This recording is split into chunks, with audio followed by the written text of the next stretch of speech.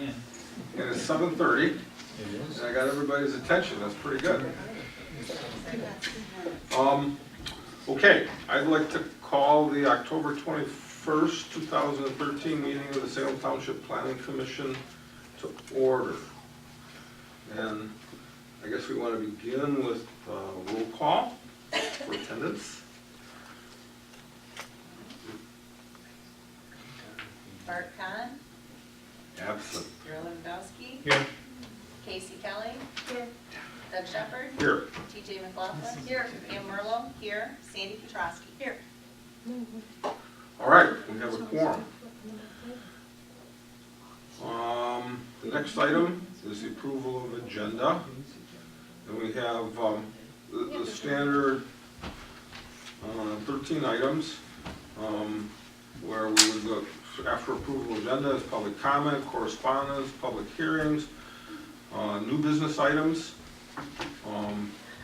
Basically, one main subject there, which is review of park and recreation draft plan, and then potentially schedule a public hearing for that plan. And if things go well, maybe we can schedule that for next month's normal meeting. We have an old business item which relates to planning commission training, and I know Mr. Nanny he's polled the planning commissioners for interest in some subjects, and so we have a couple of things there for him to go through. Then we go to reports of commissioners and committees. Approval of minutes, and then reports and announcements, where we have one item which is, it will be a report, I believe, by Mr. Nanny, where he explains some of the work he's doing on the zoning ordinance that we approved on behalf of a request the board made, where we had township had an expert attorney take a look at that ordinance. And so it's kind of an information item for the planning commission members, because we have not been given that zoning ordinance back, to rework by the board or anything. It's literally what, this is their work ongoing, and it's a courtesy to keep us abreast of it. Then we have public comment and adjournment. So, is there a motion to approve the agenda as presented, or any other relevant discussion? I approve the agenda as submitted. A second? I'll second. Okay. Just a quick voice vote. All in favor, please say aye. Aye. Motion's approved. We have our agenda. And so now we're at item 4, which is public comment. Yes, Ms. Hamilton. I found that the planning commission has been extremely responsive as we work through changes to the zoning ordinance. Yet tonight we have a review of attorney comments. And for those of us that have been part of the process, there's nothing online that tells us whether that impacts areas of concern to us or not. And I think that that's grossly unfair by whoever made that decision to try to keep the public in the dark about that. That document, whatever it is, it ought to be made available to the public who have invested as many hours as some of you in the revision to that planning and that zoning ordinance. Thank you. That's a good comment. Anyone else? Okay. That's it for public comment. And we move on to item 5, which is correspondence. And 2 items that came in that I'm aware of. Planning and zoning news for August. And there's a bunch of information about regulation of wireless communication towers and some other case precedents that were set here. I actually found it interesting, which is maybe scary. I might have been in this job too long. And then we have the September-October edition of Michigan Planner. And that's all that's come to the Planning Commission direct attention. Anything else, Ms. Cripps? No. Okay, so that's our correspondence. We don't have a public hearing scheduled today, so now we move right down to item 7, which is a review of Parks and Recreation draft plan. And then after that review, then we'll have a discussion about, is this ready for a public hearing, and so on and so forth. So some of us have copies of the plan, and I believe, this was a committee that was formed with members from the Planning Commission and Open Spaces and Recreation, or Land Preservation Open Spaces Committee, and a member of the public, and then also our professionals. And they've been working for, I would say, 6 months this year actively, although they've been charged for a longer time period than that, and they've done an awful lot of work here, and I guess I'd like to hear the summary of it, and so we can share it with people here in the audience. So maybe Mr. Nanny would like to entertain us. Well, thank God. Has everybody had a chance to take a look at the document? This has been quite a process. I claim nothing but the opportunity to facilitate this, because this is really the work of the Parks Recreation Open Space Committee. This reflects the ideas that were discussed at those meetings. It reflects the public input that came through the open house event that was held on Flag Day as part of the parade, and it also reflects the longer term, the past surveys that were put together. You see in the back of the document, we did include the detailed results from the past township-wide surveys, and I think that the conclusions and the plans and proposals that are part of this truly reflect that community-wide input. We did the big start to this really was the Flag Day event, where we had an open house and right outside the window here, and invited folks to come in and make comments in a variety of ways. We had a small survey for them. We also had several boards there where they could vote on a variety of policy options related to parks, recreation, and open space preservation. And out of that came the information that's in section 5, the community input section, that details the results of that process. We all, for Don and I, our part was doing the research ahead of time, putting together the inventory of information about various pieces of property in the township that either may qualify potentially for park space, or provide details on Veterans Park and some school facilities and such like that. Out of this process, after the Flag Day event, the discussion turned to identifying the specific priorities for the future. And the first step, actually I should back up. Throughout this process, we're following the guidelines that have been set down by the Michigan Department of Natural Resources for their grant program. These 5-year parks and recreation plans, their first audience is the MDNR as they have grant money available through their resources. It's our tax dollars that can come to work for the township. And they have certain requirements that we are asked to meet in terms of providing a plan that fits their guidelines and allows the township to be eligible for grant funding for future projects. And so the plan is organized in accordance with what they prefer, and it's laid out with the information that we're asked to have and to be able to consider grant applications. One of the key elements of this, and this is actually something that's changed over the years, is that this plan is goal focused. In the past, the DNR was project focused. They said, we want the details. We want you to tell us which piece of property, how many pieces of playground equipment, how much they're going to cost, what is your operating budget. They wanted a great deal of information about potential future projects.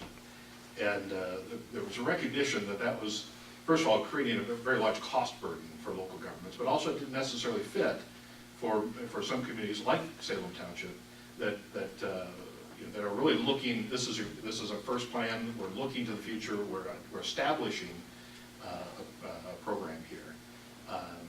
And in recent years, the state has become much more goal focused and say, tell us what you're aiming at, and identify some, kind of sketch out some possible projects and programs that would come out of that. And so section 6 really outlines the goals, which the number 1 goal is preservation of rural open space. There's also focus on possible trail development. That was something that came out of the various means of community input, that there is an interest in some kinds of trails and pathways,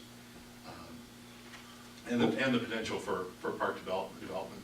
The other item, big item, I think, for goals was this was added on page 23, labeled collaboration. That there is a strong interest both from the public and from the committee in tying in with surrounding communities and making use of the resources that are available, and making a way for township residents to be able to access those resources that are available in the neighborhood of the township. Okay, so if I can, right, there's maybe 9 sections. It starts with an introduction, then a community description, structure, inventory of resources, community input, which you've mentioned, and then section 6 lays out the proposed goals for Salem Township, and then section 7 is the proposed action plan. Okay, and then there's a summary, and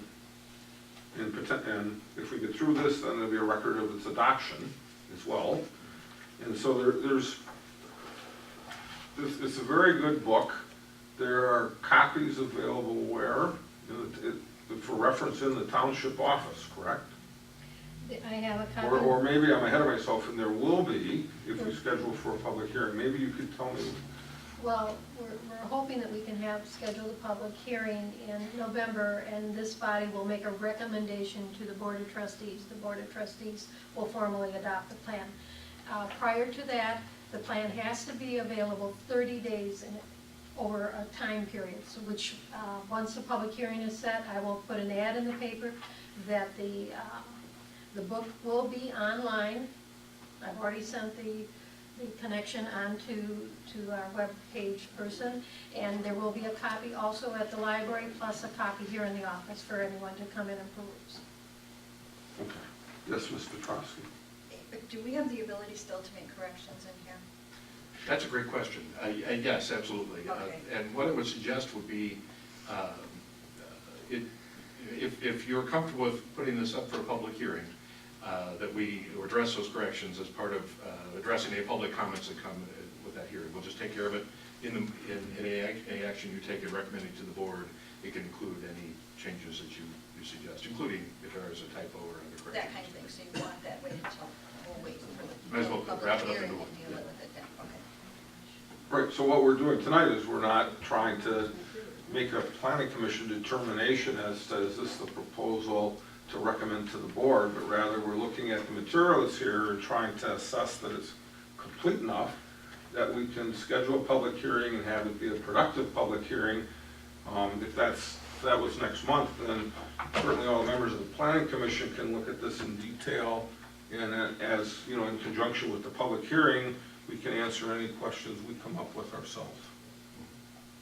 So it seems pretty simple. This is basically, this is one of the functions of the planning commission in support of the township board, because this is really a plan for the township board to consider adopting. Right, that's where the authority is. It's that legislative body that actually reviews and approves. That's right. In terms for the requirements of to be eligible for state grant funding, it has to be adopted by the legislative body of the township. One thing that was discussed very early on is that there was a desire to have this incorporated as part of our master plan. And I wanted to just address that, if I could, for just a moment. Because our adoption process is not going to include that at this time. Because we're a little delayed in getting started in the spring, we don't have the ability to wait for the 63 days that's necessary to send it around to the surrounding communities. Sure. At this time. So this will be adopted as a standalone document. But what I would recommend is that when we open up the master plan next time, we can address that. We can make it part of the master plan by reference and address its adoption into the plan as part of any changes that are made to the master plan. That sounds simple to me. Okay. I think we've touched on the high points. Are there any other questions here from the commissioners, county commissioners? No, what are you looking for as far as questions go? what the material is, or is it complete? Well, a little bit of time, I mean, if it's the first time you've seen it and you have a general question or two, I think it's entirely appropriate right now, but we don't want to get into a detailed No. debate. I was just, like looking at page 20, all the parks, there's 5 of them, a future, and everything's north of 5 Mile. Is there, I don't understand, is there a particular reason why everything was picked north of 5 Mile and nothing down in the southern part of the township? That's a great question. This map, as part of the Flag Day open house, one of the exercises we had was just a large aerial photo of the township. And we invited people to simply make comments draw right on that map. And some folks drew trail pathways, bike paths, or you can see the dotted red line was an equestrian trail that somebody suggested. You can also see along the right-hand side of the map there, the purple dotted line is a suggested multi-use trail that follows the overhead transmission lines right of way. This map, as is noted right there at the bottom, you can see a little text box in the bottom left of the map. This is a summary of what people put on the map related to parks and recreation. This is not anything recommended by the committee. It was simply the results of the public input. And so these are not proposed park locations for the future. These are simply suggestions by the public that we've made noted in the plan. And then I had one other one.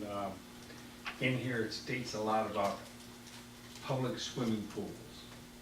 Do we need the liability of a public swimming pool? Is that in I'm not that sure I same know where it section? says that. I can't remember now. I marked this one, but I didn't mark, and I saw that, and it says, public swimming pool. That's a lot. Well, here on page 16, community center options, a public swimming pool. I mean, I look at that as a liability for the township.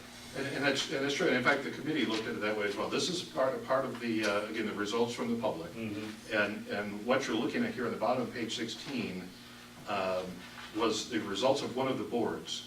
We had a board, in fact, you can find it on page 20-something, 28, 27. 20. Yeah. Again, what you don't want to do is assign conclusions to the portion of the report that's literally just, it's kind of raw, unfiltered, just summarized community input. Yeah, It's not a plan. Basically, sections 6 and 7 are the conclusions, I would say. Those are the action elements of this. This section related to the open house, this is really just information that came in. And you can actually see there the results were pretty low for a pool. And in fact, the highest result was nothing, none. And the goals and action plan reflect that information. And also, as I said, the surveys that were done previously had similar results. And so the action plan really reflects that. Thank you. Yeah, you have to be careful when you go through this to put the pages in their proper context. Other than my name is misspelled on the front part, it needs an E on the end of the first name. Well, now, okay. That's one. And, I was going to say, we could go ahead and do the typos as well. I don't mind. You want to do them? But where do I have it now? On the acknowledgement page, page up at the front, Yep. my name, Darrell, is spelled with an E on the end. Okay, thank you. That's the only typo I saw. I have some. Okay. Okay. Is there anything else from the planning commission? Members? If it's all right, we can go ahead and I can make note of the typos that way. I read it over today with fresh eyes and set it aside for a few days. You keep going over and over and you read things into it, so I'm just gonna throw them out. You'll take the suggestions.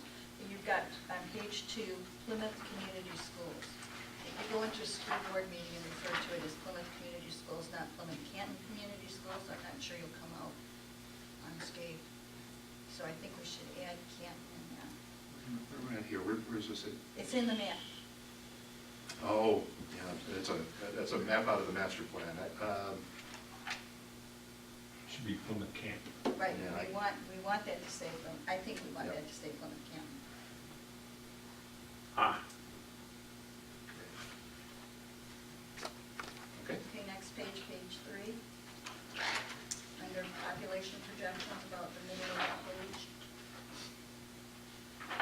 township experienced a nearly 50% increase in population. That's a double in. Let's take out the first in, okay? Thank you.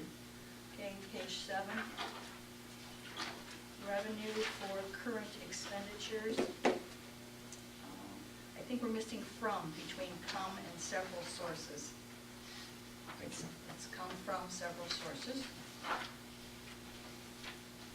And I rode past the church before I came into the meeting, and the sign up front says Salem Walker Church. So on page 8 in the legend, let's refer to it as Salem Walker Church. And also on page 10, we need to add Salem Walker Church there. Page 10. And my last one was on page 25 under project 2. Explore options for establishing, we're missing a network.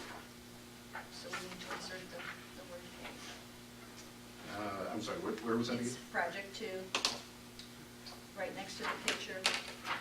Explore, in the second line, explore options for establishing a Thank you. network. And I didn't catch anything else today, so. Thank you for those. Thank you. All right, one last check with the planning commissioners, otherwise I'd like to put forth a motion. Yes, Ms. I have a Merrill. question. In here, is there anything about is there anything needed about the process and the procedure in regards to the purchase, funds, things of that nature? Is there, are they clear, my back, process and procedure, is that clear in here? Is that not necessary?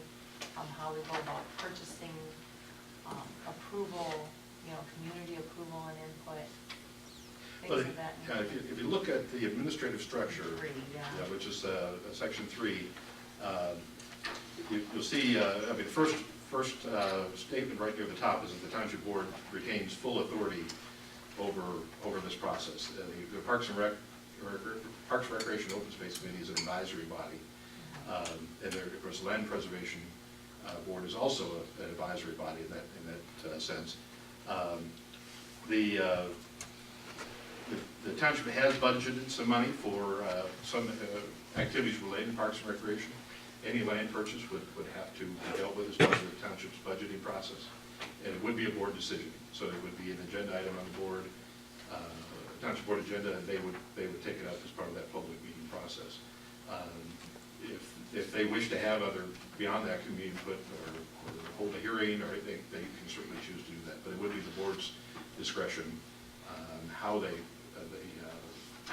took that up, other than obviously deliberating about things like that as part of the public meeting process.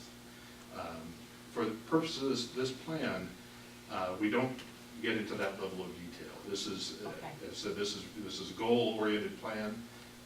It identifies purchasing land for a park as one of the potential projects, and park development is one of the goals. But the details of a particular purchase or a particular site are left up to the township board's discretion. Yeah, and I guess I'm trying to think of the pitfalls of where that's going to come in, or if there are any goals or broad, expectations that maybe we should include in this in regards to the public. I think the key, if you look at I know that, under the action plan item, we have under park development, bottom of page 25, and wrapping over to 26. Project number 3 is develop township-owned park for passive recreation.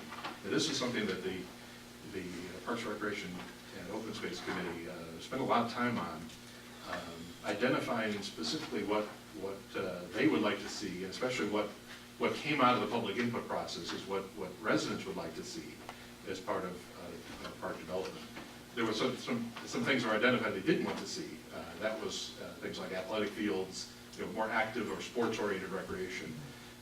And as we looked at the inventory, there's really no need for it because those facilities are available right within a short distance from the township.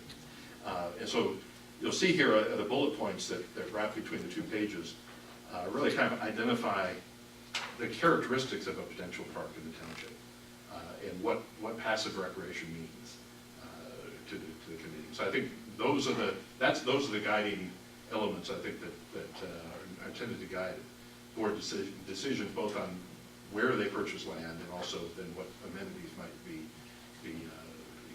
made there as improvements.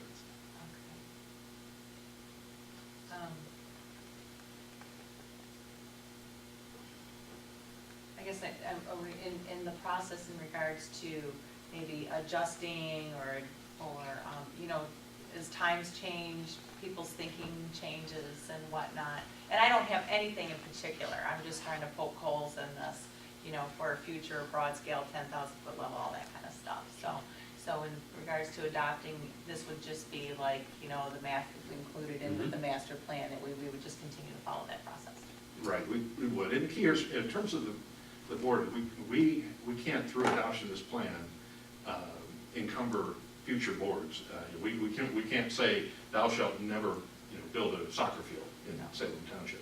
We can say, the preference is this other direction, but we can't create a plan that encumbers the board's action. Right, no, I absolutely understand that and agree with that. I guess I'm kind of also thinking that, is there a goal in here that says we want to encourage, to kind of set the expectation of encouraging public input, and so it's just not taken as another agenda item and kind of pushed through, you know what I'm saying? I think it'd be kind of like a nice addition to say, community, we are a community, but we want you included. We want your input, we want you to, yay, nay, step up, before things roll, and not just to be an agenda item, okay, we're doing this, and that's all. I guess I If want to may, make sure that. okay, when we have a public hearing Right, related to the adoption of the plan, part of what you have to do is you have to have, let's say, a detailed presentation on the methods and the information that's come back, and that will underline the good level of community involvement that's been here already, right? And the whole point of this plan, and what I like about it is the group that's worked on it didn't go off and lock themselves in a corner to create this. right, They've reached out to the community. I mean, we were there at Flag Day, right. and I think that this process is about as robust as you can be, given that you can't force the public to come and participate just because you want to hear from them all. No, I get that. I think, this was a lot to read in the few days that we had. So, I tried to skim, give the overall view, and then go back, I just want to make sure that because it's in the board's hands, I know sometimes there's some skepticism, that, we just move along. And it's not to be, demeaning or negative. It's just sometimes we tend to move 100 miles an hour. I just want to make sure that's included in our process. That's all, in case I missed it, or just because it's so general. I just ask a question. Well, a plan, like the Parks and Recreation plan or a township master plan for that matter. That will all go through the same process that we have now. Pardon? Right? That will be the similar process that we all have now when we go forward with these things, right? I think so. What I was going to say is, there's a need for public input, and the whole public input process isn't a case of the most votes win. because the public may not always think of the leadership questions that are in front of the public bodies that are serving the community. So the public bodies have to not only sense what the township wants, the township residents and such want, but the public body also needs to say what are the strategic questions that need to be answered, and then what's the right amount of balancing everything you get in plus the leadership that needs to be put forward at this point in time so that people are moving forward rather than just always trying to create a plan for what we did the last 5 years. Right? Because the reality is our community changes through time, even if it's just through people coming and going. It's not like we have to grow to change, right? But the people that are here change, and the temperament will change, and certainly the environment around us changes. And I would agree with that. One thing I would suggest, Pam, in particular related to what you said, is really a policy statement. And this, you see in the action plan, we both have policies and project recommendations. And that, what you described, it would be, I think, possibly a very good addition, policy statement to add under this park development to simply say we encourage a vigorous public input process when park improvements are considered. Something along those lines could be something that. Or even just as a goal of expectations, so the public doesn't think that, I'm not for making a rule, there will be no soccer fields, and no, I understand how things change, and I guess what I'm looking for is, public, here's what here's what we would like for you to review in your comments on, and I know it's not always public majority rules, I get that, but here's the expectation, and because we're talking about being general and being goals, and that we want to include you. It's not just, hey, you need to approve this is what we're going to do, we're going to take it from it. I guess it's a philosophy of how we're presenting something big and new to the public, that's all. Yes, Mr. Strosky. There was the ability for public input over and above that, because I do believe that Donna had the opportunity every time somebody came into the office for some kind of business or whatever to take part in this information also. And some of the background on this is we wanted to develop an open spaces and recreation plan that would allow the township to put forth applications to the state for grants, and that has February 1st deadline. And so that's one of the reasons why Rodney is saying that this is not going to become a part of the master plan immediately, because there's not enough time to allow it to become a part of the master plan. But as a document, if it is approved by the Board of Trustees and if the public hearing is successful, this, as it sits right now, will allow the township in February to put forth grants to the state to ask for monies for certain areas in the township regarding parks and recreation and open spaces and that. So that was, I guess what I want to say is that was the background information why this was developed. It wasn't just Right. because we wanted another booklet, Right. to look at. So there is, and we did have ample opportunity for the public to take place. All of the meetings are open to the public, they're all posted in advance, hopefully placed on our website, as we usually do, so there was plenty of opportunity for the public to have their opinions known. The copies will be in the office, and the ad will go in the paper this week. I just for want to, publication, just to like make I sure said, a that- philosophy, because this board has been so open Yeah. into getting input, that we carry that on, because this board's not going to be here forever. Understand. And you'll still have another Okay. month to look at this. Doug, can I ask, is this going to be published with the corrections that you made, like it is? Or are they going to fix pages 13 through 22 that are upside down? The graph pages, the bars are here, and then all the verbiage, you got to turn your book over to look at. That is the format that we received it. In terms of the I didn't want to go through and get published again the same way. In terms of the appendices, this really is going to stay just as it is. And it doesn't necessarily harm to look at it the other way, but this is the format we received the file, so this is how it was printed. It doesn't change the information. No, it don't change the information, but you know, when you're reading a book from left to right, now you gotta come to this page, you gotta go like this with it in order to read the bars and what it means in the graph. We can probably get them turned upside down for the final paper edition, but it'll be for the public hearing process. This is what it looks like. Okay, so I would like to make a motion.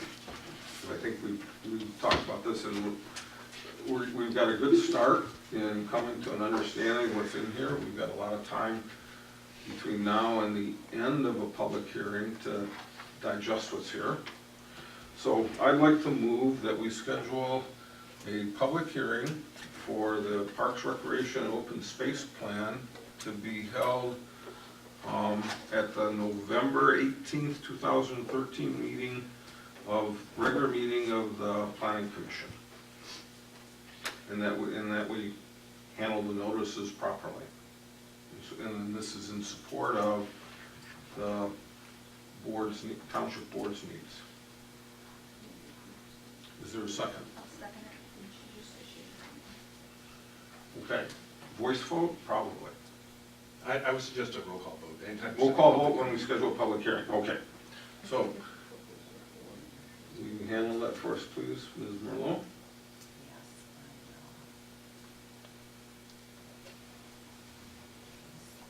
Sandy Petrowski, Yes. Casey Kelly, Yes. Carol Lewandowski, Yes. Pam Merlo, yes. TJ McLaughlin, Yes. Doug Shepherd. Yes. We have unanimous approval. Thank you. And I know that, you know, we do need to make an effort through the township website and such to let people know that there are copies of this available for review, and that either Ms. Cripps or whenever she's around, she can answer detailed questions because she's been involved in this, so that can help people along. Or maybe we should point out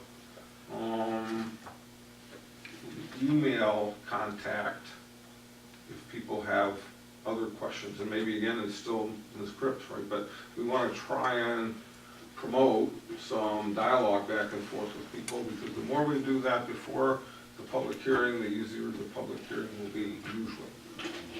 Okay, thank you. I'd like to move on to agenda, yes?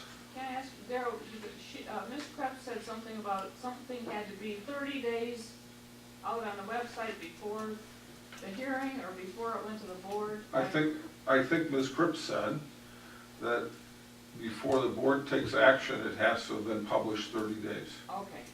It actually, the wording is this. Or is it 30 days before the public hearing? It has to be, the book has to be available for a public display, for public review, 30 days prior to the, actually, it's prior to the meeting, before the board actually takes action. We're doing it actually longer than that, because we're doing it before the public hearing. So, so we're actually having, and actually, the document has been at the hall since last Tuesday, so it's already been available. We're also now publishing the notice, both about the availability of the material and about the public hearing, based on your action, that we'll let folks know. But the display period is what's 30 days, not the notice in the newspaper. Right, okay, yeah, and that's the way I had heard it too. And I was sure that when we went through the time schedule, we were right, and we still are right.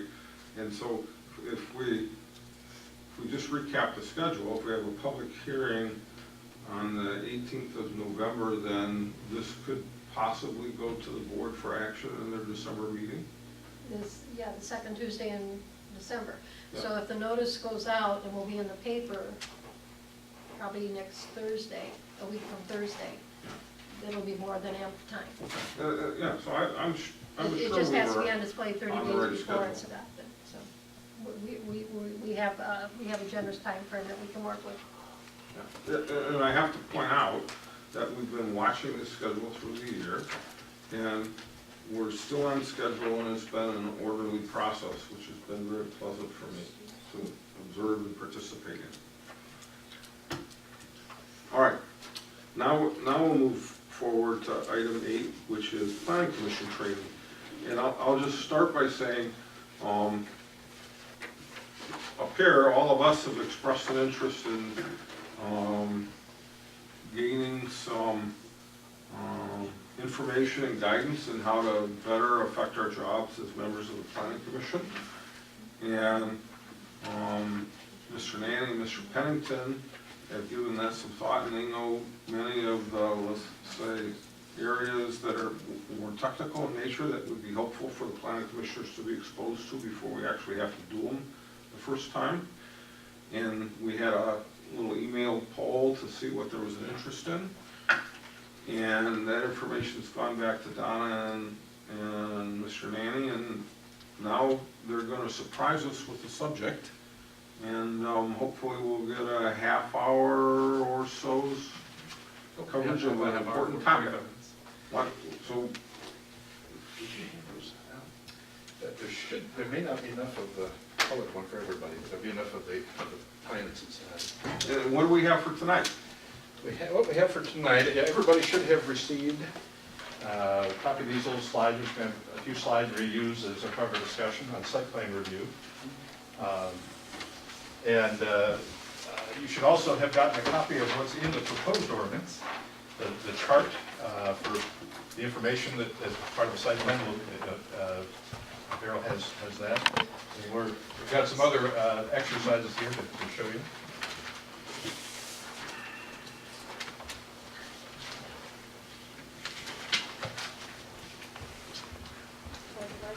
Yeah.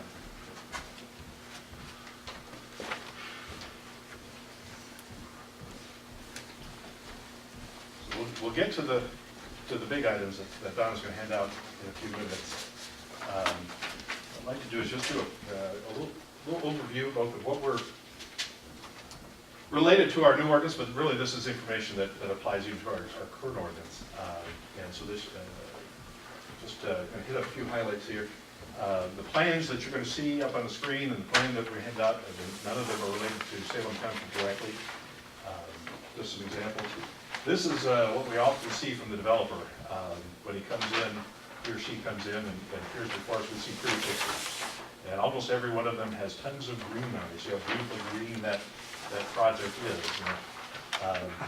The challenge we have, and the reason why we go through this process of site plan reviews, is to make sure that what's going on the site is actually consistent with our ordinances. And it's not we're not just greenwashing the site essentially, because a lot of this green really could be other things. We're not really sure what necessarily this labels about open space, but we really don't know what those things are as far as this pretty picture is concerned. And so the old saying about the devil's in the details, well, it's the details that we need to deal with when we're looking at site plans. And so we do ask for more than just pretty pictures. The key to any site plan is it has to be enough information. And that's really what the chart is all about that we put into the proposed ordinance, is to ensure that you as a planning commission have enough information to understand the project and make an informed decision. As we're going through these slides, I should have said at the beginning, wave me down. If you have a question, if you have a comment, feel free to interrupt me at any point. If I'm going blasting through something you want to talk about more, we have to do that. So, because we'll kind of go through these first slides pretty quick. Okay, can I? Sure. Why is the site plan key? What is it that when, after the planning commission has approved the site plan, what is it that basically allows to happen? That is a great question. I'm going to answer that, if you don't mind, in just a couple of slides. Okay. That's very well. Why do we do this? Why is it important? It's a great question. We'll get to it in just a moment. But before we do, actually, I want to do a quick exercise. Now, don't look ahead. You have the cheat sheet here, but don't look ahead. I want you to look at this beautiful project here, and just kind of look at that, especially that piece on the left there. Don't look to the right because you might guess what it is from the labels. But anybody tell me what that that is. What is that? I mean, just basically looking at that drawing on the left particularly. On the right side or the left? The left-hand side there, that drawing on the left-hand side, right over top of Salem Township Planning Commission. Can you tell me what that thing is? It's tough to see. It is kind of tough to see, but the drawing itself is pretty tough to understand. This is a case of we don't have enough information. And so when we get a little bit more information, just maybe a little different perspective on the same project, now what is it? If you had to make a guess. Oh, I can see what that is. Cell phone. That's like the cell phone tower. It is. It's an older cell phone tower. It was a design that's popular for a while. Yeah, that's right. So all we did was change the perspective on the drawing. The previous, this is exactly the same thing. It's just looking down on it. But when we have enough information, it allows us to understand what's going on the site. From here, we can see the fence. We can see how tall the building is. We can get an idea of the relative relationship between things. We get an idea of what this thing's going to look like when it's sitting, in our backyard or across the way. And so that information is key to this process. And that's why right in the top of the section, it's not included on your chart. It's actually the introductory statement before the chart that you have. Is this piece here that says the following information on the chart will be included with all site plan review applications except where the commission finds it's not necessary. We both want enough information, but we don't need unnecessary information. And so, so there are some cases, even in this chart, where we try to highlight the things that are necessary for your review, but on a particular project, it just simply may not apply, whether it's exterior lighting or building design, whatever it may be. There may be something that simply doesn't apply. This gives you the ability to accept a plan that has enough information, but we're not asking the developer to spend unnecessary money to put stuff on a plan that you don't need. And so we're really trying to aim at that happy medium there in terms of the amount of information you have on the documents. So this is really the key. This chart is intended to be used by the applicants, whether it's a land developer or a business seeking to open do conditional use in the township.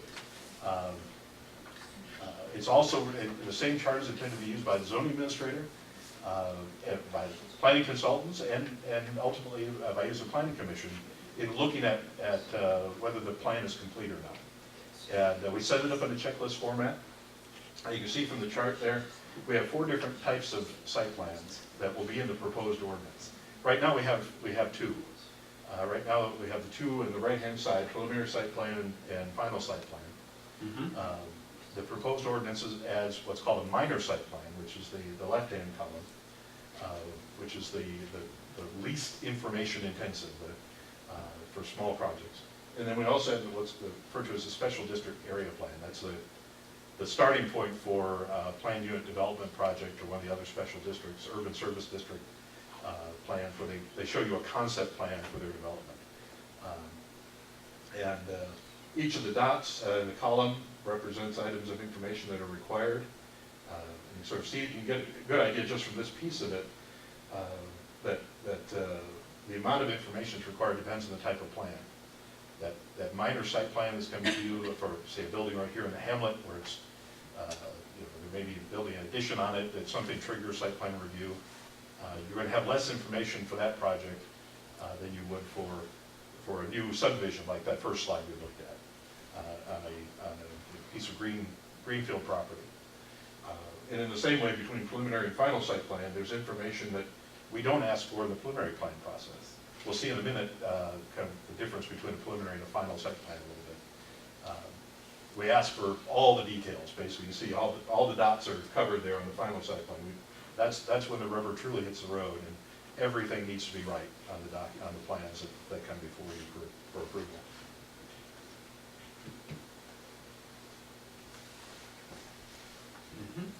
This is our first plan. We're going to look at several tonight, just briefly. This is a little more urban than Salem Township, but still, I think, a good example of a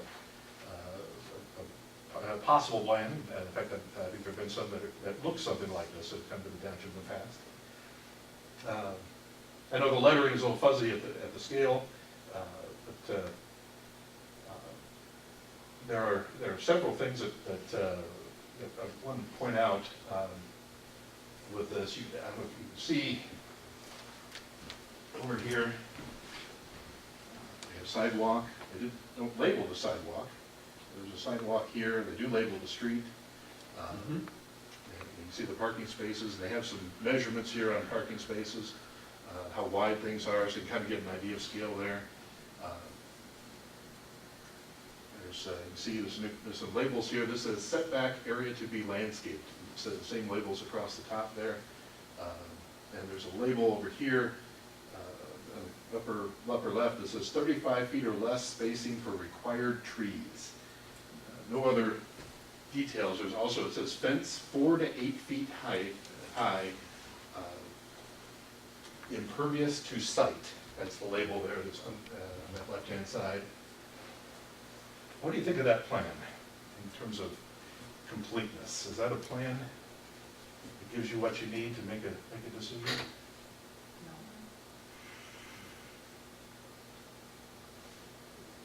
No.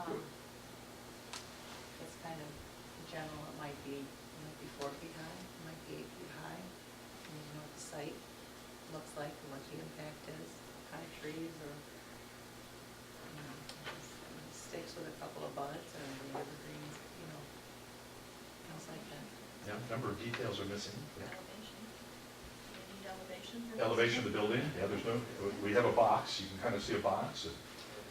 One of the things I found fascinating, there's an arrow there at the bottom from the parking lot that says accessible route to building entry, but there doesn't appear to be any effort to actually make a pedestrian entry to the building. I mean, there's not even a sidewalk in front of the building, it appears. There's no fire exit. Yeah.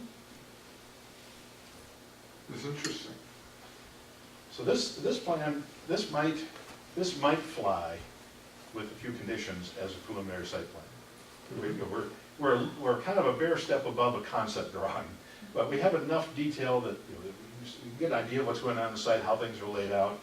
You have some notion of what they're trying to do with screening or landscaping from the residential zone that's to the left. At least they label the residential zone, even though there's nothing there about where buildings might be, houses or anything like that.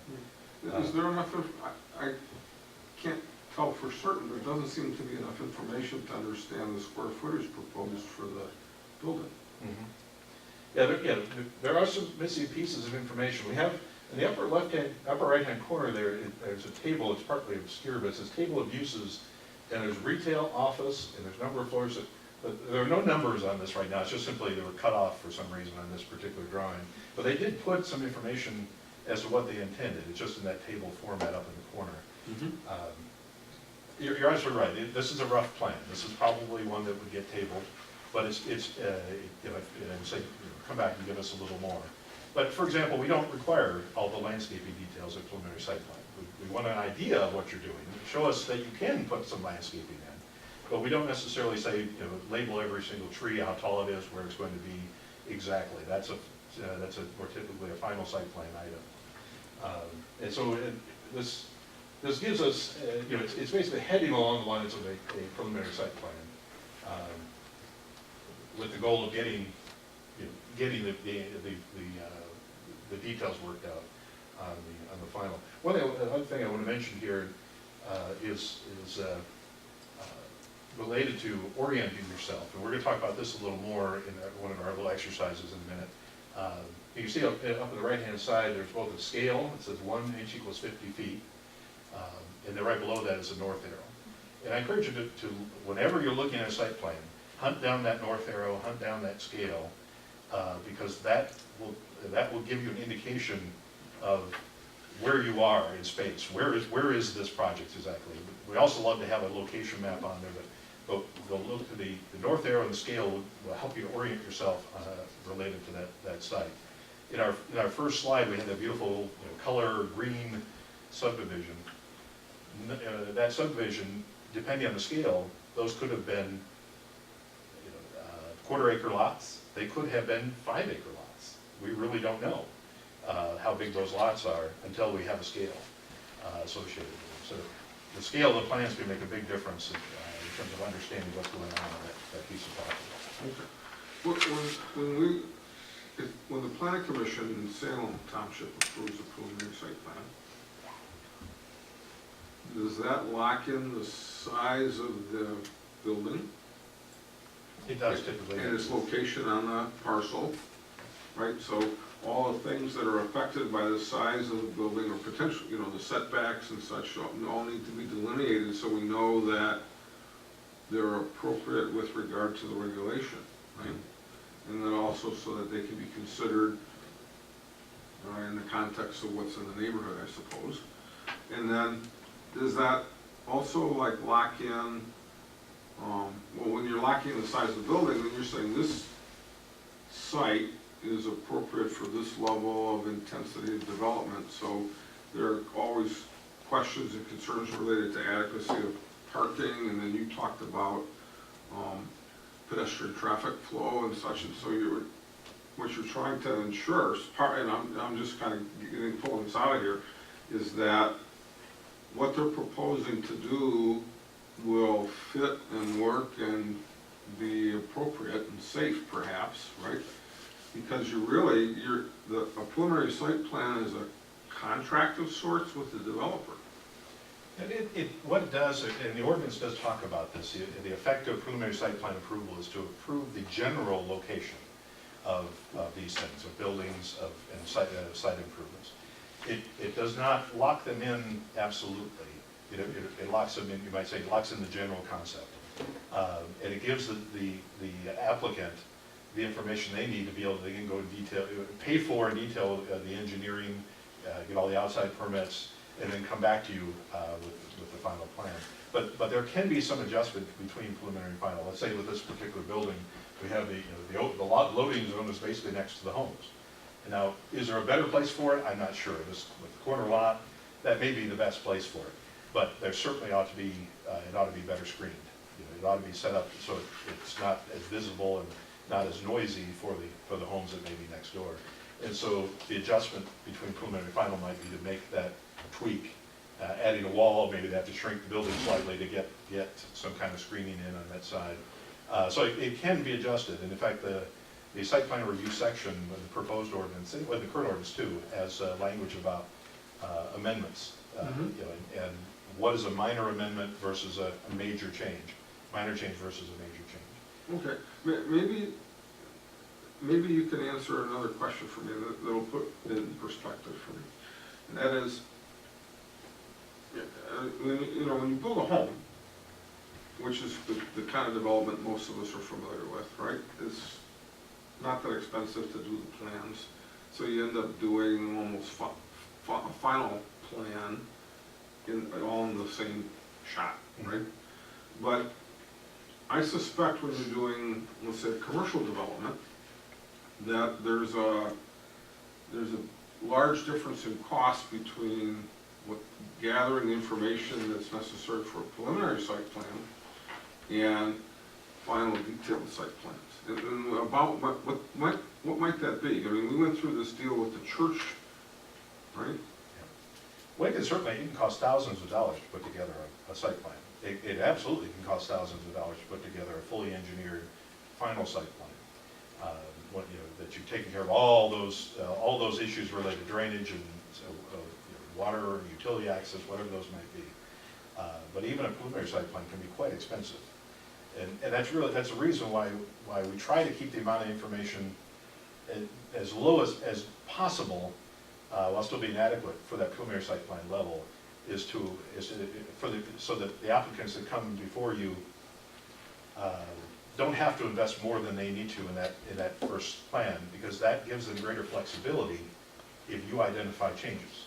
The problem is, for example, if we require all kinds of engineering information in the preliminary plan, all kinds of landscape details, all that stuff, the larger investment in doing that means the developer is going to be a lot harder to move off of that if you as a planning commission find something needs to be adjusted. you know, so if you have some recommendations, maybe that aren't even ordinance requirements, but there are things you see that would make it work better. If they put a huge investment in, that plan essentially gets cast into stone. And so by keeping the information a little less for preliminary site plan, so along this line, you know, more conceptual, it allows the developer to have a little more flexibility in terms of making adjustments before the final. Yeah, okay, so let's say we're doing a commercial development, preliminary site plan, 20% of the total cost of the final site plan? Yeah, I couldn't, unfortunately, I couldn't put numbers on it because it really varies in the type of project. It does. Some developer, and let's say it was a commercial project, let's say this was a CVS store. CVS, in doing their due diligence, usually creates what amounts to a final site plan. I mean, because they want to know. They want to know everything in terms of their budget going in. And so you might see a preliminary site plan that would qualify for a final site plan approval under our ordinance. And that's just because they choose that. Another project, let's say, going back to that subdivision we saw at the first slide, that developer may, he may be putting an idea out there, but he doesn't want to put a lot of money into it until he has your feedback and gets the blessing of a preliminary approval. And so for him, maybe it's close to that 20% number or 30 or 40. Okay. But still, the majority of the cost is ultimately the engineered final site plan. That's fine, thank you. So this is another plan. This is a little more detail. Just to show you, this may be a little more of a pretty picture, but compared to that last plan, we have some more information. We have some labels on the sidewalk. We see the detail of the front entry there. That it's an existing building, but even if this was a brand new site, this is what we would expect to see. Show us how people are going to get around as well as how cars are going to get around. We'll have a little more information about the trees on the site. At least there's some different types of labels depending on whether they're pine trees, the starlight, whether they're pine trees versus deciduous trees. And so just give you an idea of a little better project. It's going to be a little better plan overall. Still has the north arrow. None of these have scale. The scales are simply cut off the picture, so all of them have a scale. But even from this drawing, you can get a pretty good idea of the scale because of the level of detail. We're coming to your answer, the next slide, but before we get to it, just want to make clear for you as a planning commission, the last item in your chart, in that chart of site plan requirements, the very last item is this statement that you see on the slide here. And that is that you, your planning consultant can ask for it, but you also, as a planning commission, can ask for additional information. You are the body charged with making decisions on whether or not a site plan meets the requirements of the ordinance.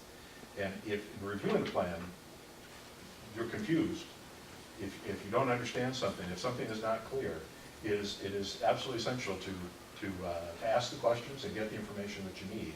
And you have the ability to ask for things that may not necessarily be on the chart, as long as they meet these requirements or in the statement, essentially that they're necessary to verify compliance with the ordinance and the policies of the master plan and any other ordinances that may apply.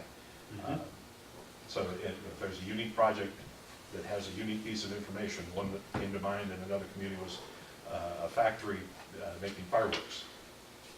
That's a creature we just don't consider in our we don't ask for fireworks, explosive ratings or blast radius in our chart, but it's absolutely appropriate in that circumstance to say, tell us how this is safe. What's the potential damage radius if this building blows up, that sort of thing. So you absolutely can ask for the information you need to make an informed decision. And so that brings us then to answer your question. The reason that site plan review is key is that it is part of the enforcement of the ordinance. The site plan review was not part of the original state zoning acts. When the City and Village Zoning Act was originally adopted back in the 1920s, and when the Township Zoning Act came into the 1940s, site plan review was not contemplated. But it was recognized as, especially after post-World War II, as we had this huge influx of new development, that there was a need for something to tie the ordinance to the project, and to ensure that the project meets the ordinances before it was built, rather than trying to deal with it after the fact. And so site plan review was added into the state zoning acts, and it was brought into the current act. But it was added into the state zoning acts as a method of ensuring compliance with the ordinance. And so that's the first bullet point here. And it was also there for one of the basic purposes of zoning, to protect the neighbors, to provide a process to verify that what's going on in this piece of property is not going to create adverse impacts on neighboring properties that are beyond what's anticipated as part of any development that's going on in the area. The area is planned for industrial, there are going to be certain impacts. But the goal is to ensure that there's a harmonious relationship between land uses on different properties. And it's ultimately to tie right back into the master plan. There's language in the State Zoning Act in the site plan review section that ties site plan review right back to consistency with the policies of the master plan. And so this is part of the implementation even of our master plan, one project at a time.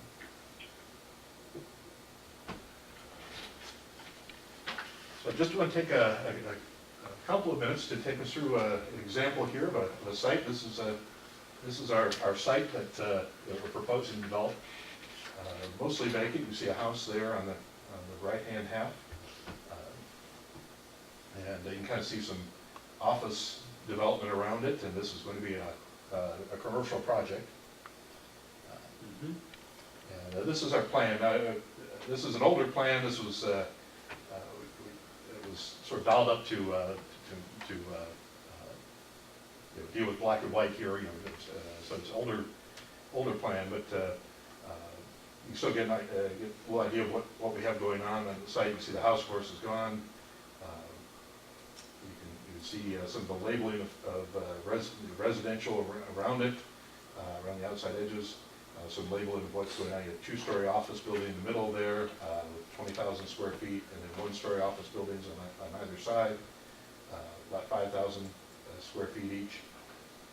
Have some notations about landscaping on it. But one of the questions earlier was about elevations. Just from this drawing, you can get somewhat of an idea of what's going on the property from this drawing, and from the aerial photo that we saw before. And in fact, that's why we asked for now, as part of site plans, we asked for an aerial photo.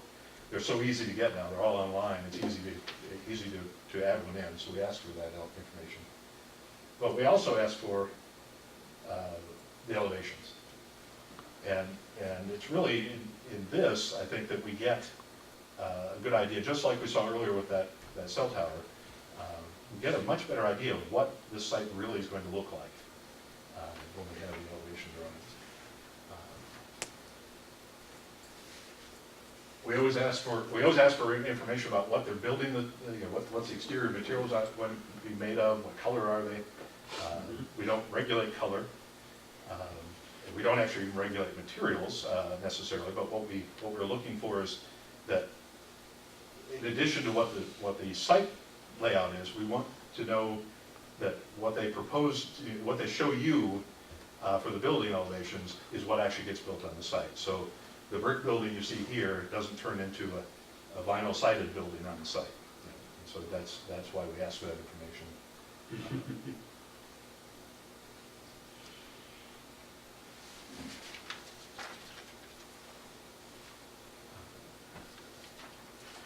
Any questions? It's interesting, because it helps you understand the building, but like with this,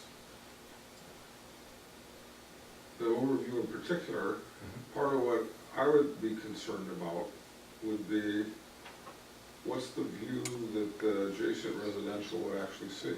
And you don't see that from the elevation drawings. Yeah, at this particular one, you don't see these. Yeah, we have the north arrow there, so we can orient ourselves to the elevations. And you're right, we don't have an east elevation from the east side.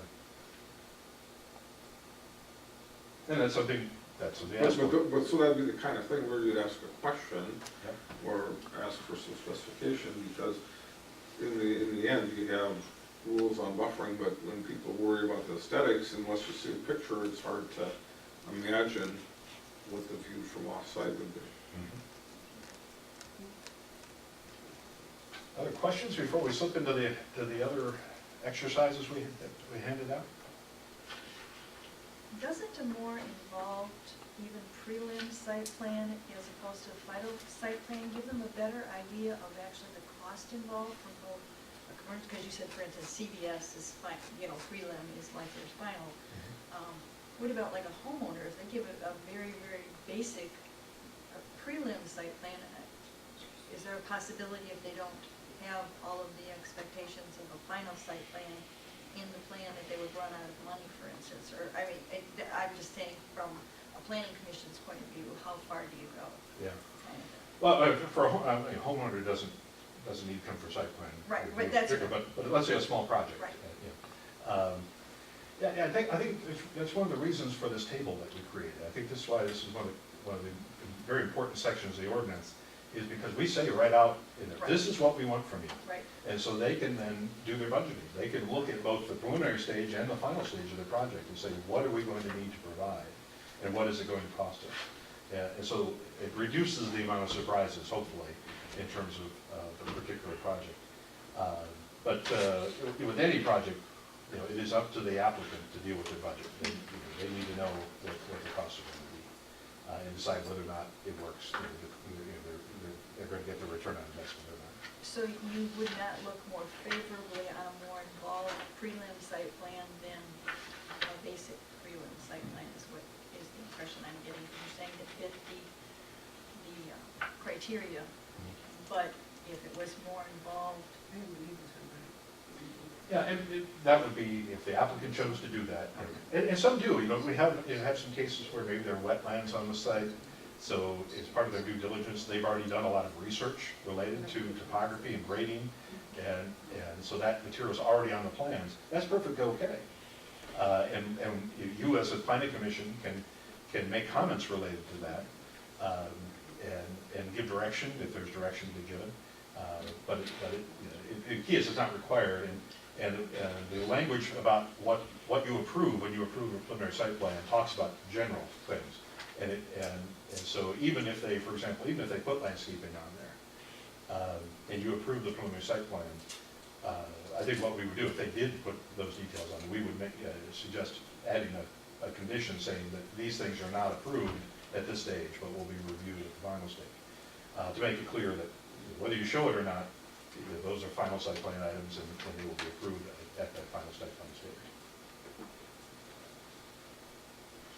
Well, let's turn for a minute. We handed out the laminated sheets.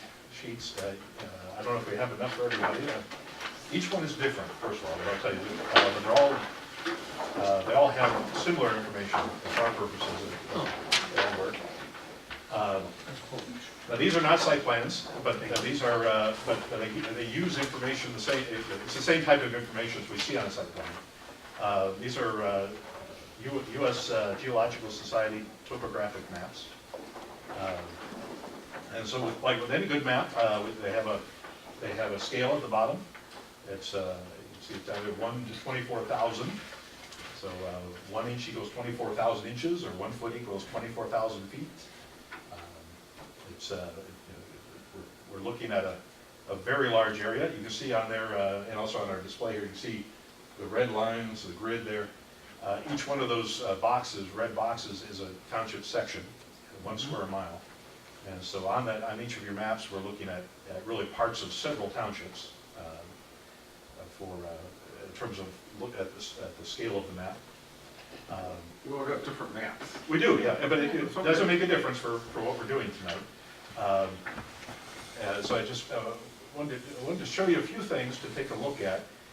You see on your maps very thin reddish-brown lines, and there are thicker reddish-brown lines. Those are the topographic contours. Does everybody see those? You see them up here on the map. The contour line, sure. Yep. Yep. Here we have, you see, the thicker ones are labeled. you see the thicker brown lines have a label, here's 1,200 feet, 1,250 feet, and then between the thick ones are thin ones, 1, 2, 3, 4, the thin ones in between. Has everybody found those? So each one of those thin contour lines represents a change in elevation, a slope, either sloping up or sloping down. Somebody tell me how many feet are there in between each, in the interval between two of the thin lines?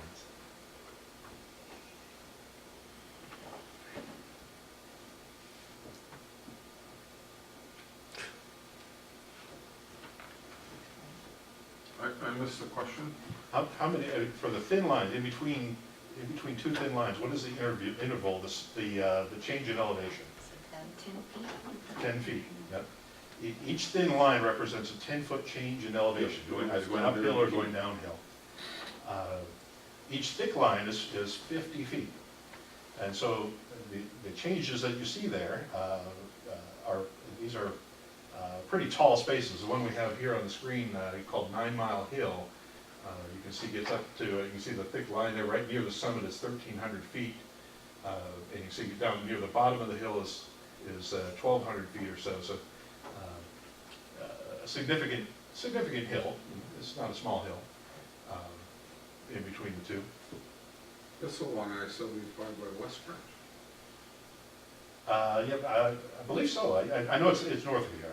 It is. Several of these are labeled Houghton area. I mean, they're from generally the northwest. These maps. In terms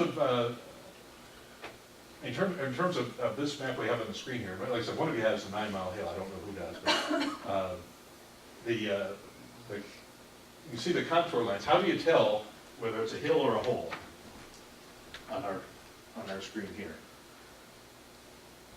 What tells you whether that's a hill or a hole, going up or Well, going down? you have to look at the direction the elevation's changing.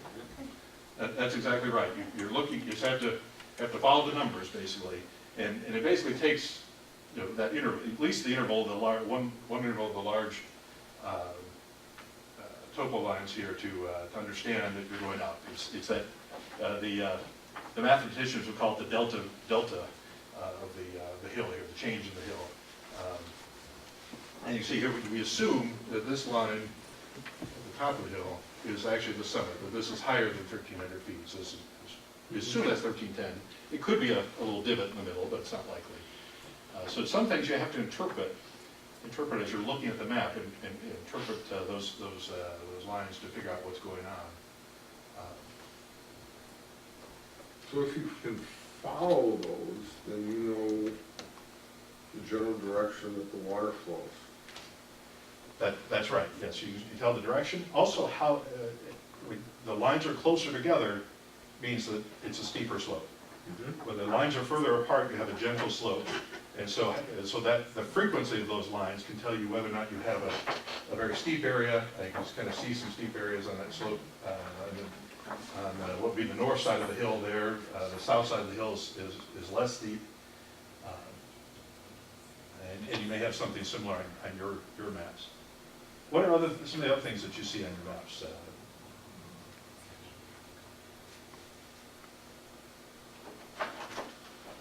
Anybody have any particular interesting ones? Well, there's roads, there's... Kind of like wetlands. Yeah, you can see the wetlands. We have a wetland up here. This one right here, this label is, they actually call it swamp on here. The USGS, I guess, is old school, so they still call them swamps. Mostly it's that these maps were made many years ago in most cases. This is actually, on this one, whoever has that, this swamp over here is actually called 9 Mile Hill Swamp, of all things. We also have a road or a trail that goes through it, kind of following the contours.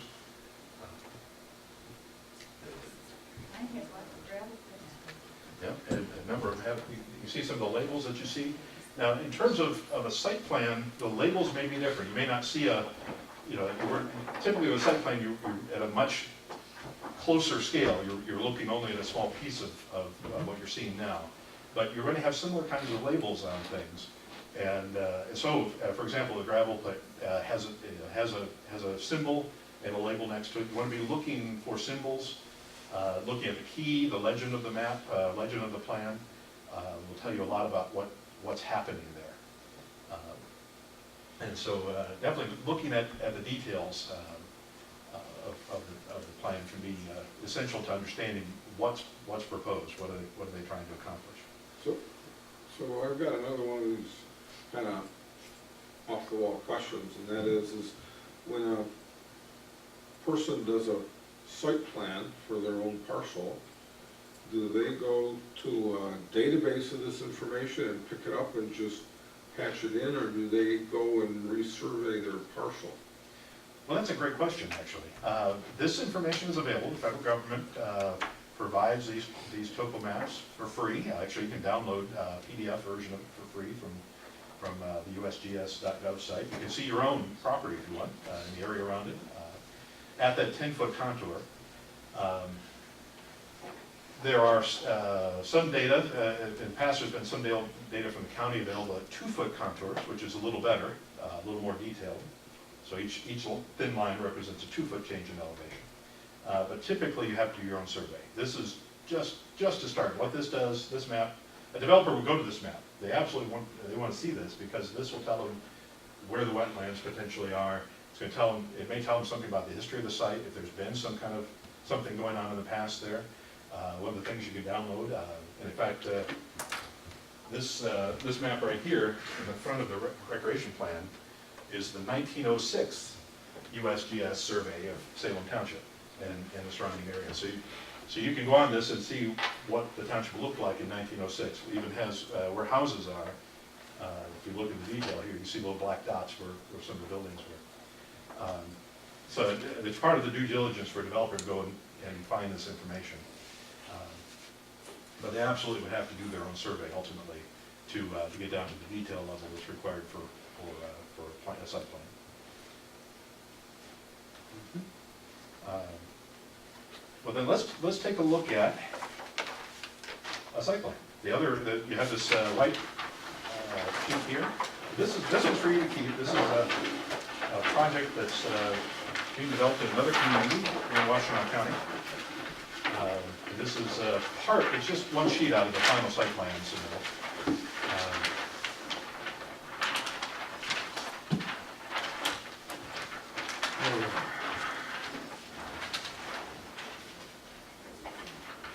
And I want to start with, first of all, there's some things you can find in there. You can find in the upper, I should put this on a board. You can find up here in the upper left-hand corner, you see the north arrow. Typically we want the north to be at the top of the plan. I mean, that's where people prefer that. It's expected, but that isn't always possible depending on how the site is oriented. The site, they could do it. So you see there the north arrow pointing to the side. We also have a legend. So again, we have some information about the symbols you're going to see on the plan. Always take a look at that first because that'll tell you where. It'll give you an idea of what's going on. The other thing that's very important to take a look at is actually up here in the upper right in the corner, and that's the revision dates. Now, here we have a whole bunch of revision dates, and it shows each of the changes that were made for each stage of the process. When you're looking at a plan, you want to make sure you're looking at the right one. Is this the right date? And so this will tell you whether or not you have the most recent plan set in front of you. I wanted, if we could turn it up here to the screen for just a minute. This is just a piece of the plan. In this case, we've actually made north going up. We turned the plan sideways to just pull in really tightly on this piece. Now that you've had the exercise related to topography, first of all, I want to ask you, what is the interval between lines there? We have, in this case, we have all thin lines. Some are labeled. So how many feet are there, what is the change in elevation between each topographic line? 2 feet, 12, 2 13, feet, 1 foot. 14, 15, so On the bottom there? where it's marked, so 1 foot. 1 foot, yep. So this is probably the most, Emily, is the most detailed you'll ever see with a topographic map is generally a 1 foot contour. We're expecting either 1 or 2 foot contours for the plans that we see. The benefit of 1 foot contours is that on this generally flat topography we have, is that you get a much better idea of what's going on in the site. But 1 foot contours are also more expensive to survey, so that's the trade-off for the developer. So then also looking at this, you can look at your plan as well, but looking at this particular drawing here, we have two topographic features here on the right and the left. And the question I have for you, are they hills or holes or what? And you can look at your plan as well, whichever. What, items 4 and 14? Is that what you're talking about? Right, yeah, there's a 4 there beside the one on the left, and the other one has a 14 by it. Yeah, those 2 items there, those 2 topographic features, are they hills or holes or what?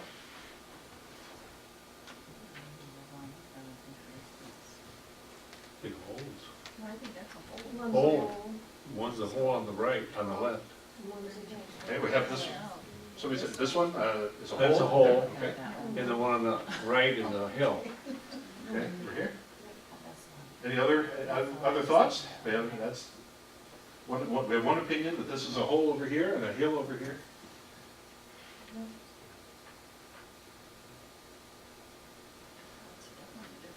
Oh. Mountains all over the place, yeah. Yeah, that-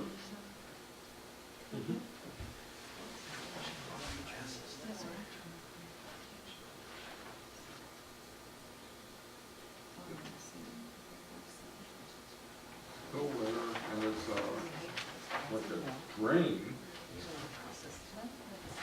or a holding basin, or maybe it must be a runoff retention basin on the left side? Is that right?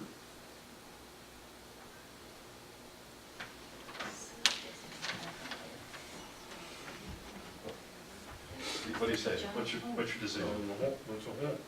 Which Well, question? this- Into the hills and holes. That is, like the depression, it looks like to me. Okay. Because it's coming out, numbers are coming out from it at a higher elevation. Mhm. So a hole over here, right, we have consensus that that's a hole. How about this one over here? That's on the right hand side. It does have a thing in the middle.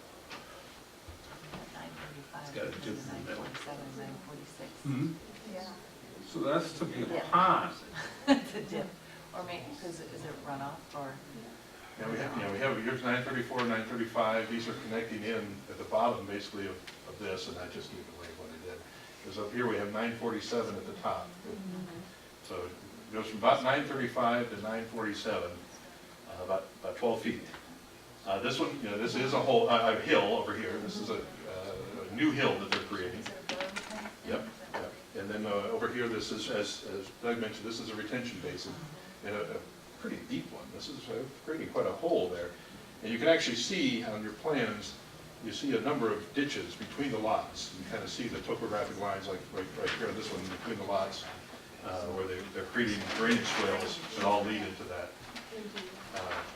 The other thing you can see on your map, this plan, as you look at it, you'll see actually 2 sets of topographic lines. The heavier lines are the proposed topography. This is what they're changing to as part of the plan. But ghosted in underneath, you can kind of see them here at the peak of the hill, you can kind of see ghosted in are the existing topography.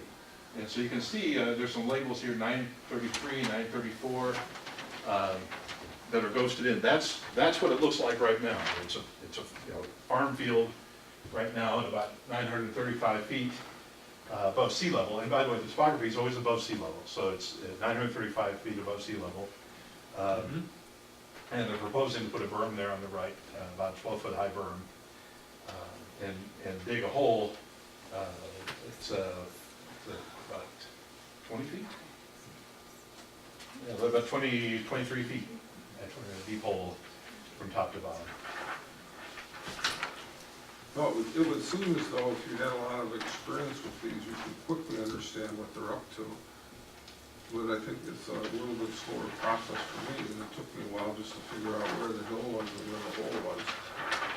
But then you can also see that where the hole is, which is really, that's gonna be a retention basin for runoff, right? And then it's designed to feed into an existing ditch or drain type system, right? And so I remember some of this from our, some of this came up when we had our discussion and the site plan review with Kalo probably a year and a half ago. And there were a number of these features that were to be manufactured into the site to deal with the runoff from the truck parking lot. Exactly, yep. And it's because, if you tie this back in, there's a list of concerns we have in the zoning ordinance that need to be given attention before you approve the site plan. Right, and it doesn't harm the environment, I mean, if I remember right, there's a very long, specific list of Standards for, concerns we have to check for. yep, standards for site plan approval, and it's basically just a sort of checklist for you as a planning commission. And one of them is related to drainage and environmental harm potential. What are the circles that are, the perfect concentric circles that are on there? No. In the roads? No, not in the roads. See like this right here. Oh, The the dotted road. areas. Oh, that's a great And question. also, what are the lines in the road? Are those, because I can't see where they tie to. Okay. Well, first of all, you're talking about these circles? Yes.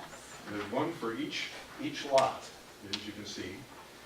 There's a dot in the middle and a wide circle around it. As I said, there's one for each lot. If you had to make a guess, what would you think it might be?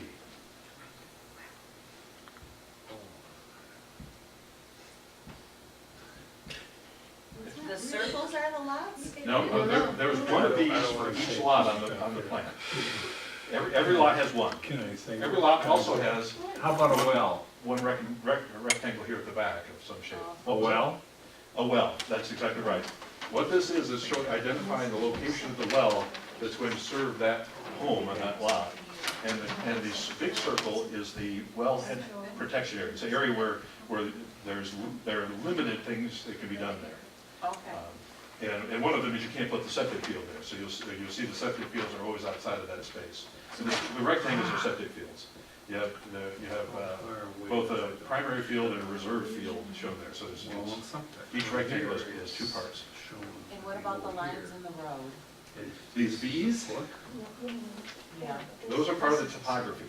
That's showing you the topography of the road.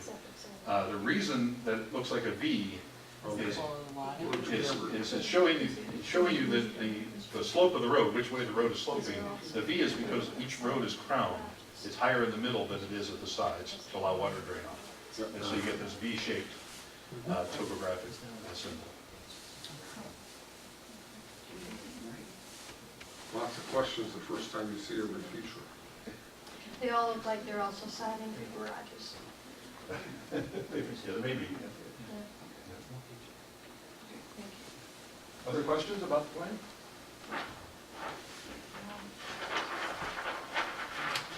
What about the axes?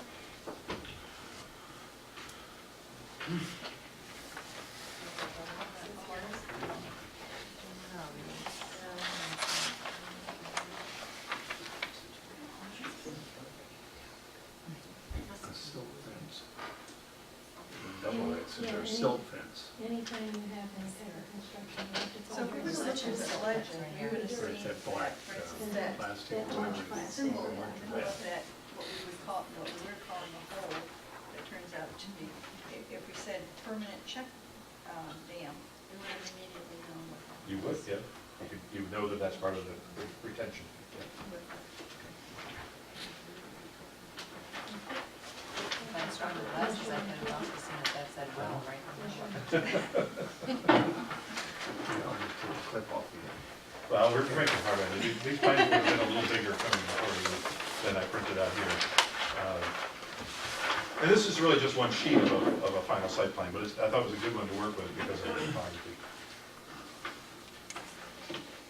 Well, that is the end of our presentation today. I'll need the laminated sheets back, but you are welcome to keep your plans if you want to look at them. So this is a plan to put 39 residences on 50 acres. 39 very expensive homes on about 50 acres over in the west side of the county. Well, no, and so they're showing conceptually how you can do it while still managing the runoff and the well spacing and the septic fields and stuff like that, right? Because otherwise you could get into a discussion about you need, you know, urban services or some kind of community well and septic. But actually, this brings up a good point as well with this plan. You know, by looking at the scale of this plan, you can tell how big those lots are. Now, I think there would be some labels on there as to how big the lots are as well, but we're not talking about an urban scale project here. It's a very large lot, rural residential subdivision, and it's the scale of the plan that tells you that as you're looking at it. So then I just have a last question here that I'm curious, and that is Washtenaw County going to let them build to that density and well and septic? Well, the plans are going through final site plan approval, which means that they have dealt with the county issues. So, they've found a way to make it work. You know, so much of that depends on soils and topography. You know, they can make the numbers work out and get access to the water they need. So with this site, it looks like they've managed it. You know, and also, though, I mean, you can see in the plan, in the lower right-hand corner here, they have a topsoil storage area. And of course, I've already seen they're doing a lot of earth moving. And I think the reason they're able to make it work is because they're doing a tremendous amount of grading. More than might be comfortable for most developers, because cost-wise. Well, yeah, no, that was why I asked the question, because I always thought the rule of thumb in Washtenaw County was 2 acre lots. No, I mean, typically, actually, the minimum is 1, but even, you can get it done in less than 1, as long as you can, make the site perk and have your water access. Okay. All right. That's it for training That's for it for this this evening. So perhaps we'll have another subject the next time we have a meeting with some spare time. We can do that. Okay. Let's move on.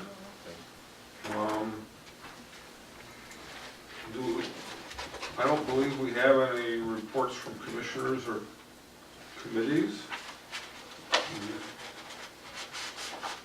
So, we'll move on to item 10, which is approval of minutes from August 19th, 2013. And we should all have a draft copy. I have mine. And I'll entertain a motion for approval from someone. I'll make a motion to approve the minutes of August 19th as a draft as submitted. Is there a second? Okay, we have a motion and a second. All those in favor, please say aye. Aye. Aye. Any opposed? The motion passes and we've approved the minutes. Reports and announcements.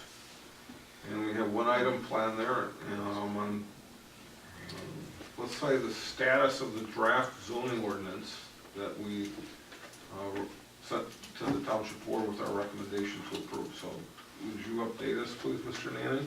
I'd be happy to. As you know, we did recommend the draft zoning ordinance to the township board. At the recommendation of Mr. Plato, the township attorney, the ordinance was handed to Professor Jerry Fisher, law professor, to review it. He is a highly respected zoning expert in the state of Michigan. He literally wrote the book on the Michigan Medical Marijuana Act. He wrote the white paper that described the potential impacts from the act and really laid out all the issues associated with that, about a 50-page document.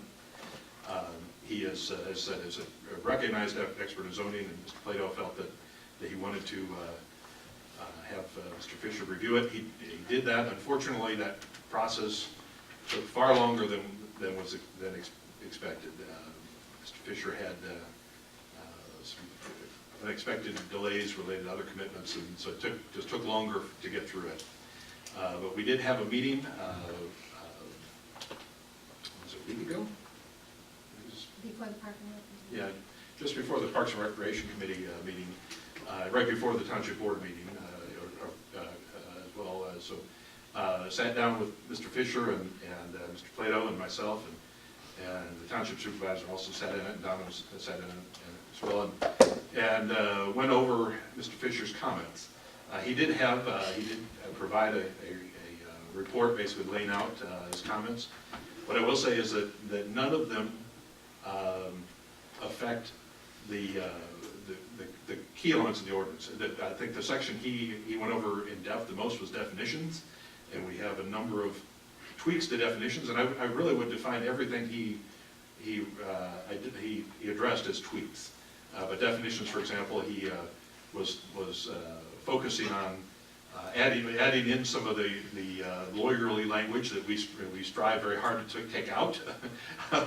So there was a little bit of tension there, as he was saying he preferred language that was tighter to case law language, essentially. There were several cases where he asked why we didn't refer in the definition to the state law, and explained that the key is this ordinance needs to be self-contained. The zoning administrator shouldn't be going looking up state laws to know define what an adult foster care facility is, for example. So there were a number of comments like that. He was asking why did we just refer to the state law definition instead of bringing that definition into our ordinance. There were in other sections of the ordinance it was similar, where there were simply tweaks. I think I know you received a copy of the report, but like I said, I just hit one of the items was related to the agricultural residential district, the purpose statement of the agricultural residential district. Just this will give you a good idea of the changes he's asked for. At the end of that purpose statement, it notes that there may be odors, dust, and noise associated with these agricultural activities that in the original said that are not compatible with residences. His proposed change is to say there may be odors, dust, and noise associated with these activities that are considered by some to be incompatible with residences. A very subtle change, adds a few words. Mm-hmm. Those are the kinds of tweaks he recommended. We're making those changes. When the township attorney asked you to put in language, we follow it. There are a few cases where I did discuss some things with him, but these are all changes that will not affect the scope of the ordinance. They will not affect the scope of regulations. His focus was really on maximizing legal defensibility in those little details like that. And his feeling in that particular one was to, his important was considered by some to be incompatible. He wanted to essentially put a standard in there as, you might call it a community standard, and that's case law kind of provisions. So as I said, I was hoping to have that set of pages for you tonight, but we're still working on some of them. So we will finish those up, and we're basically going to provide the replacement pages to the township board, so they can insert them right into their copies of the ordinance and consider it at a future board meeting, hopefully the next board meeting. The board has the ability to make changes themselves. They can also, if they choose, refer it back to you as a planning commission to review those changes. That will be entirely up to the board, but based on what I've seen and based on my discussion with the township attorney and Mr. Fisher, the changes don't affect anything substantial that we discussed, and don't affect the policies of the plan in a substantive way. That's good, is that, you know, I'd like to, personally, I'd like to see the changes myself, so that I can confirm that, right? And, you know, I guess, it sounds like you're gonna allow that to take place, which is good for all of us, right? Because we'd hate to be participating in a process where we were somehow disconnected from the document that went to the township board, right? Particularly because of all the time and effort that went into trying to get the content right in the light of the significant amount of public comment and input that we went through, right? So it's been an important process for us, and we trust you, but we still want to see it. Absolutely. Okay, and I recognize that where we are in this process is we really are relying on the township board to say, okay, here's the changes that were made, and if they had a concern that the content had changed from what the planning commission recommended, then it would be their responsibility to consider returning it to the planning commission for our review. That's Right? correct. But we're at the point in the process right now where we're relying on their judgment. That is correct, yes. Okay. And as soon as I do have those corrected pages, they will be emailed out. Yeah. Everyone will get a copy. Okay, and then the public will I'll see have the copies changes for as the well public. too, right? And maybe we'll flag that so they know that it's changed slightly. Right, we'll have, one of the items we'll have after we've got the replacement pages in place is we'll create a new full document that can be posted and available for anybody to take a look at, that will note the changes, just as we did in your draft, where at the beginning we noted what was adjusted. That the beginning of the draft will have that same provision there, so you can see the changes. All right, thank you. Any other items under reports and announcements? Then we'll move forward to public comment. Ms. Hamilton, again. I'm a little bit concerned by what I just heard, how the public's gonna be notified of these minor tweakings. I'm a little concerned because they're not minor if they involve you or your business necessarily, and it has to be up to the reader. I don't wanna download a multiple 100-page document to understand what changes are. It looks to me like in front of Mr. Nanny is a summary of those changes. And that's what I, as the public, want to see. I can certainly read with comprehension and understand where that slips into the ordinance. I don't want to have to read 300 pages to understand the 10 or 15 pages in front of you. And I would agree. I don't know, I mean, this is a report from the township attorney, and obviously it has the associated language in here for that confidentiality. It'll be up to the board as to whether or not they release it. I don't see any reason not to, but it would be up to the board to do that. I Yeah, can given send that you it the was- copies of the pages, just the pages that are changed. That would be acceptable. Thank you, Donna. Can do that. But that will help address your concerns. Any other I will public make sure comment? that- Or make them available to everyone. I will make them available to the planning commission. I will keep a copy in the office, and I will send the copies personally to the site. All right. If there's no other public comment, Mr. Hopp.